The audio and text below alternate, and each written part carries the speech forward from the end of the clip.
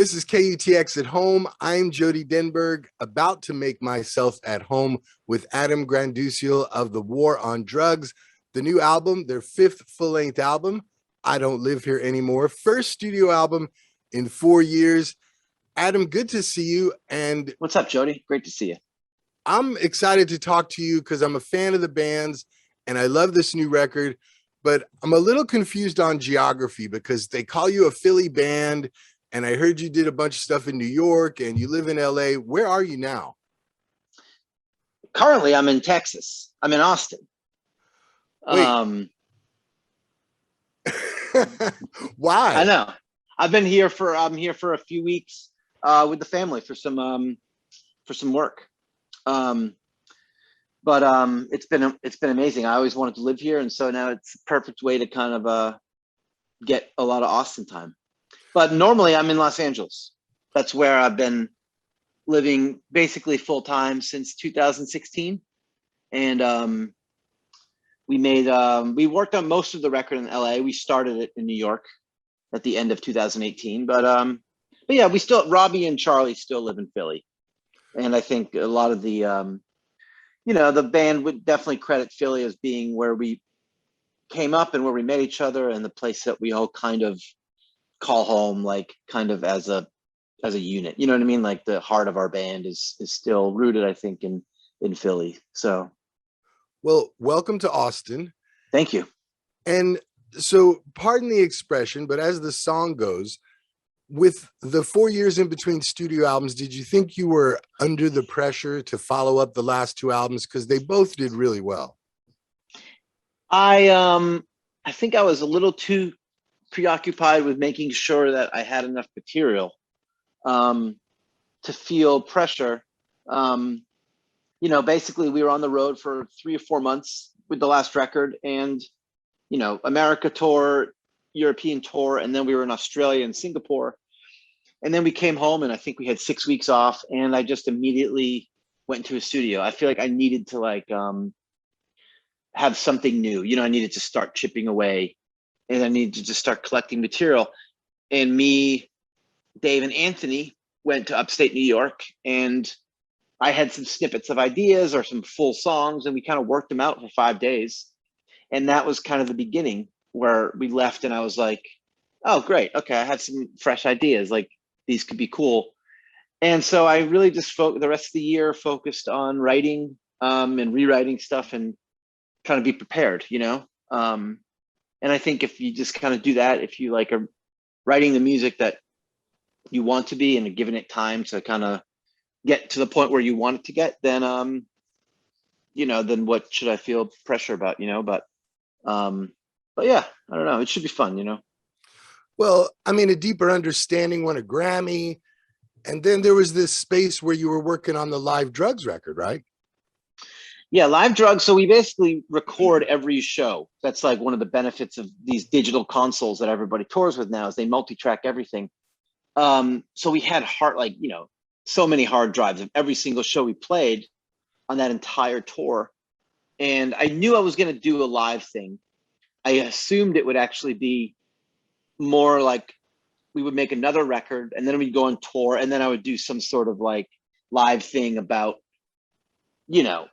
Lost in Dream, Deeper Understanding, this record. But to get ahead of the game, we mixed some of it.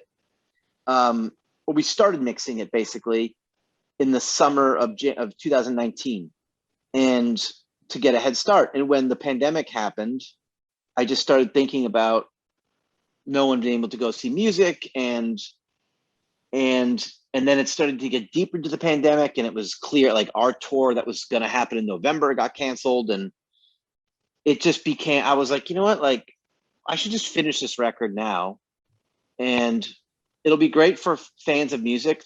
Hopefully we can give them something, and I also selfishly wanted a project, I was just like, well, we can dive back into this and work on it for 2 months and really make it great, But the more I got into it, the more I realized it was actually kind of it signified the end of something in a great way, the time that the 6 of us had spent on the road for those 2 records, and how we started and Lost in the Dream tour as a new band, basically, like a new live band with Anthony and Charlie and John, and how we kind of grew into like playing the O2 in London, you know what I mean? Which is something we never really thought we would do. And like, and then, so putting this like live record out was kind of like the essence of that time, I think, in our lives, you know, and moving into making this second record with Atlantic and the tour and post-pandemic and hopefully, and it just kind of started, I started seeing it as something bigger than just like some live stuff. I was like, oh, this is like a really nice way to like, you know, remember this 2 or 3 year period in our collective life. So yeah, it was a lot of fun to put together, and it's like, it kind of gives us a nice jumping off point for this tour, you know? Well, a thing I liked about the live album is the extension of the songs, like Pain. And you're a killer guitar player, but sometimes I think maybe you serve the song, you know, so the guitar playing gets not as high of a profile. So on Right. Live Drugs, I think it was a chance also to showcase some guitar playing. Yeah, and we have, and some, I feel like that Live Drugs, when we were mixing it, it was the first time I was like, what's going on with this band? I was like, every song has this like ridiculous guitar solo. I was like, and then like my guitar tone was, I was like, I gotta tweak my tone. I was like, I wish I had listened to these master tapes like after the first week of tour. I was like, I can't believe they let me go into all these cities like with this like ridiculous like 4 amps like sound going all over the place. But no, I mean, yeah, it's definitely, when we came into our own a little bit on some of these songs, the guitar stuff was it's great. It's a big part of the show, you know. It's awesome, and it's nice to have the records be restrained where they need to be, and then live we kind of we everyone kind of turns it up. Well, back to the new album, I Don't Live Here Anymore. I've been reading some of the interviews that you've done, and people are, well, made me aware that you have a 2-year-old son named Bruce. Yeah. Mm-hmm. So I know this sounds maybe like a rote question, but how did having a 2-year-old kid affect the process of I Don't Live Here Anymore?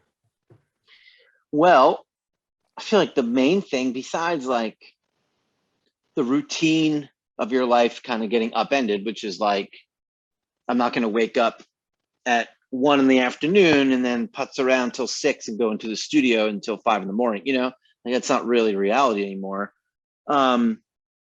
You know, I think at the heart of it was he was growing up, and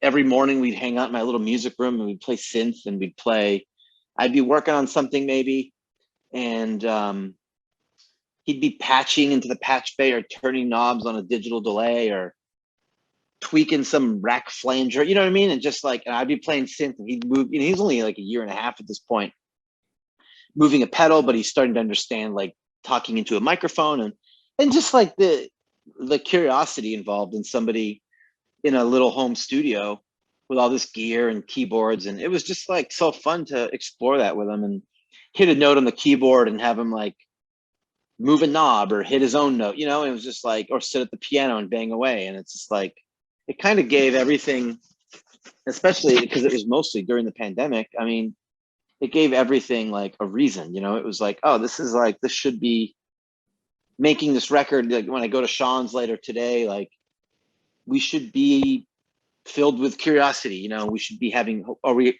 having fun? And we were. I mean, me and Sean, we always have fun making records and working on stuff together. But it was a nice reminder that like, you know, having access to this kind of stuff, and it should be, you know, it should be a explorative, you know, thing. Sean is Sean Everett, your co-producer. He's a new daddy too, right?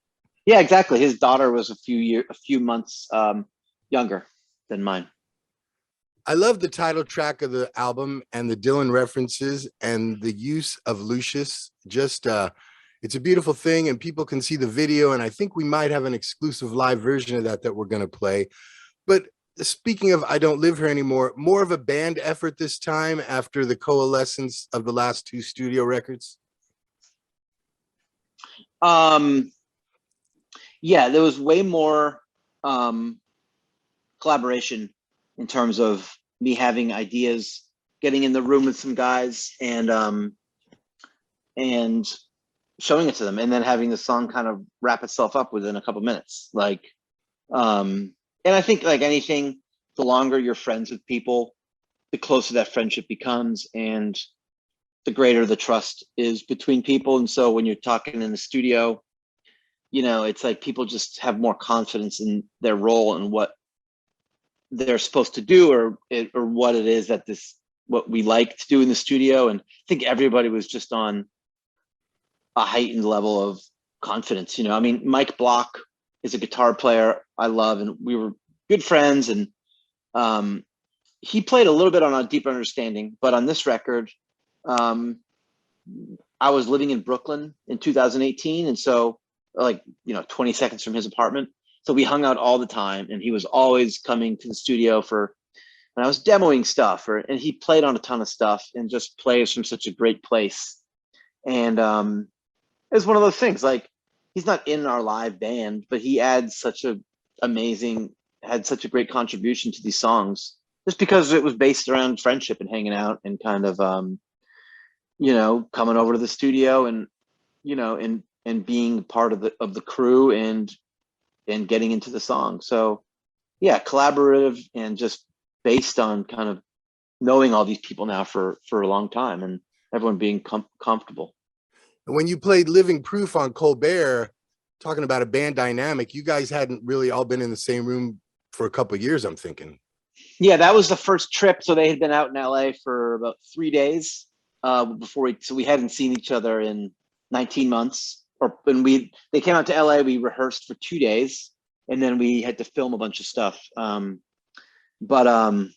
that Colbert was definitely like the first real thing we did, you know. Otherwise we were just at this rehearsal room, like jamming, and we hadn't really played any of the new songs as a band. They were all basically piecemealed, or they were a different kind of set of roles, you know what I mean?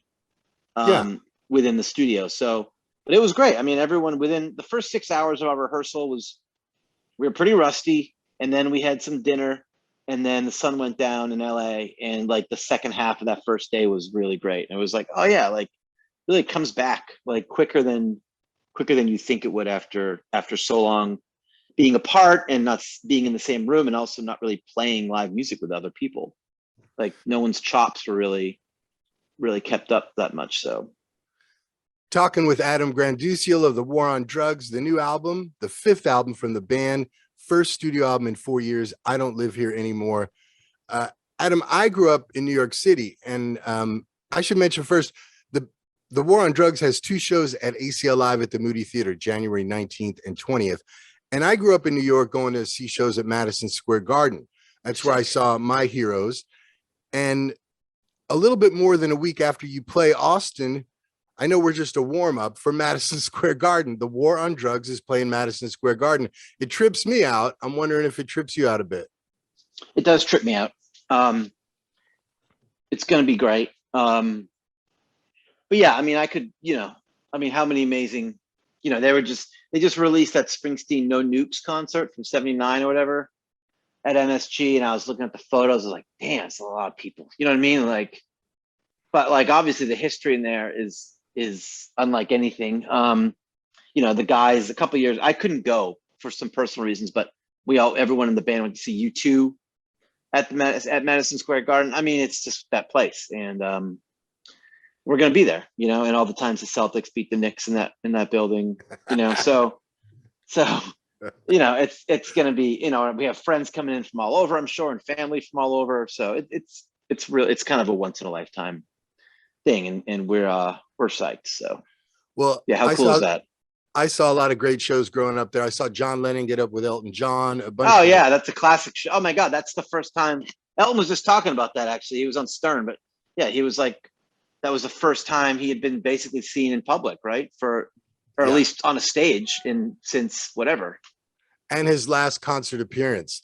So I know the heaviness of that building, but when you play our building, the Moody Theater ACL Live, that's where Austin City Limits is taped. So it has its own history, and we look forward to seeing you there again. That's January 19th and 20th, the War on Drugs at ACL Live at the Moody. You mentioned earlier recording for Atlantic Records. This is the second of a 2-record deal. And you've been musing a little bit that you might not continue. Is that just musing, or what's the deal there? I don't know. I think I said that on a day where my feelings about the minutia of getting 15 people together in Burbank to rehearse for some filmed promo things felt like a little exhausting. And but it came from a real place, because I was definitely just, I was missing my kid. I'd been away from him for about a week at that point. And, with the pandemic, I haven't really been away from them all. So, which is great. I think it's a blessing that, this is kind of the first generation, and I don't even know, a long time, that kind of had, for the most part, both their parents around all the time at a certain age group, and for the better or for worse in some cases. But in our case, I mean, it's a real blessing. So I think it was just a certain day where I was musing about, my role in being the guy that had to kind of hold all this together. But at the same time, if you'd asked me 8 hours later after we rehearsed for 8 hours, I would have said something different, because when we all get in the room together, it really is like a family, and we just ripped, you know what I mean? It was like our 5th day of rehearsal, and we're playing these new songs that maybe 5 months ago we were like really worried about how do we play them.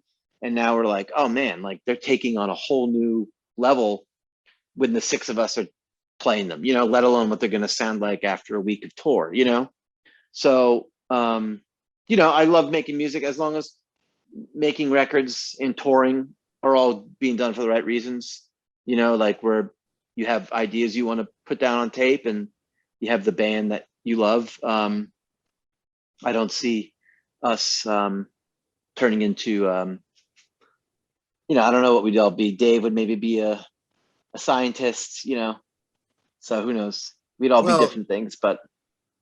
Good. It sounds like you're going to be more lost in the dream than under the pressure. And that's how we want I think so. Yeah.